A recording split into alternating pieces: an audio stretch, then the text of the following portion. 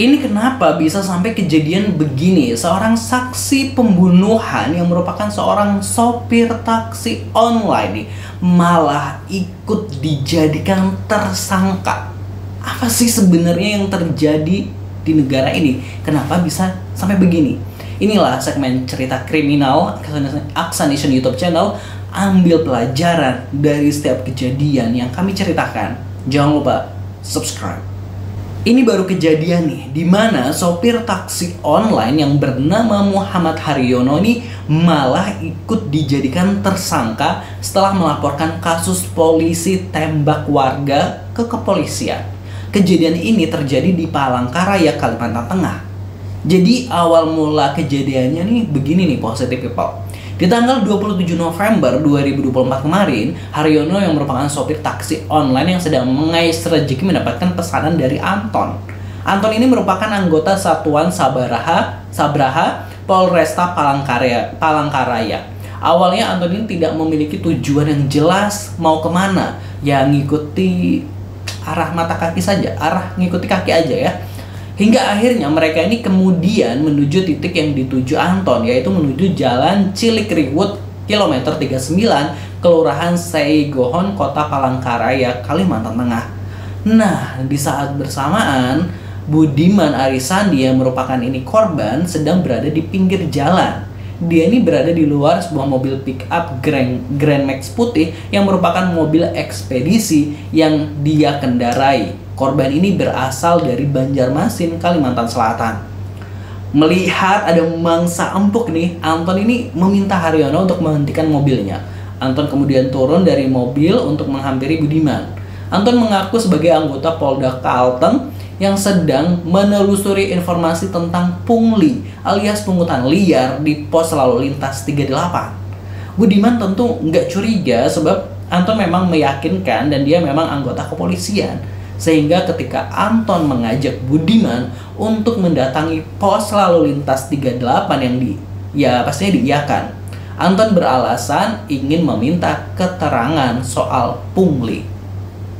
Keduanya ini kemudian bersama masuk ke dalam taksi online Haryono yang masih standby menunggu.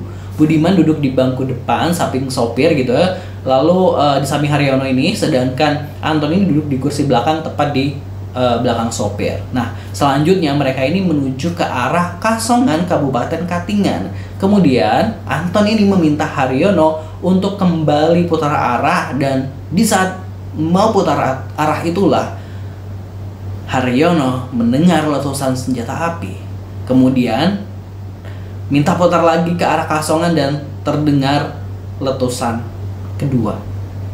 Dua tembakan itu membuat korban Budiman ini langsung tewas di tempat karena mengenai kepala ya tembakan tersebut. Sementara Haryono tentu tak mampu berbuat banyak.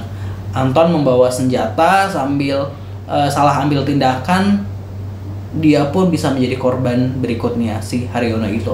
Kemudian Anton membuang jasad Budiman di Katingan Hilir di pinggir jalan dekat perkebunan sawit.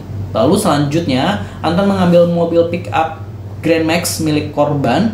Sementara Haryono ini setelah kejadian pembunuhan di dalam mobilnya ini begitu shock dan ketakutan ya. Siapa yang nggak shock dan nggak takut gitu ya. Nah, saat pulang ke rumah dia ini seperti linglung, tiba-tiba murung, tiba-tiba ketawa-ketawa sendiri, nggak mau makan, bahkan sampai istrinya yang nyuapin suaminya ini ya tahu ada yang nggak beres nih dengan suaminya. Perlahan istri Haryono ini mencoba mencari cara agar suaminya ini cerita apa yang sebenarnya terjadi. Dan akhirnya semua itu terungkaplah kejadian berdarah di mobil saat itu.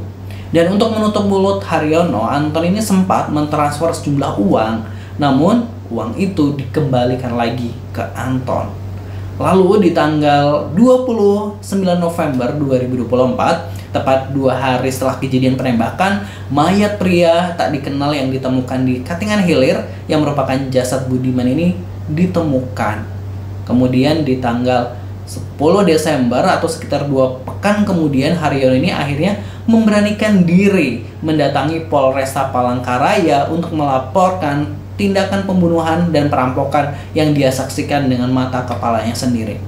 Nah, dari keterangan Haryono ini kemudian pihak kepolisian menetapkan Brigadir Anton Kurniawan Setianto sebagai tersangka di tanggal 14 Desember 2024. Nah, Anton ini merupakan anggota Satuan Sabraha Polresta Palangkaraya, dan sedihnya lagi di hari yang sama penyidik juga menetapkan Haryono sebagai tersangka karena dinilai terlibat dalam kejadian pembunuhan dan perampokan itu.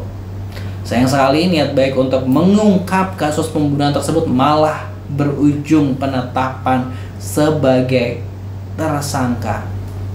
Istri Haryono ini kaget saat mendatangi polisi ketika tahu suaminya ternyata turut ditetapkan sebagai tersangka. Sebab menurut kuasa hukum Haryono nih, kliennya ini merupakan korban dan seharusnya menjadi justice kolaborator atau orang yang bisa membuat kasus ini menjadi terang.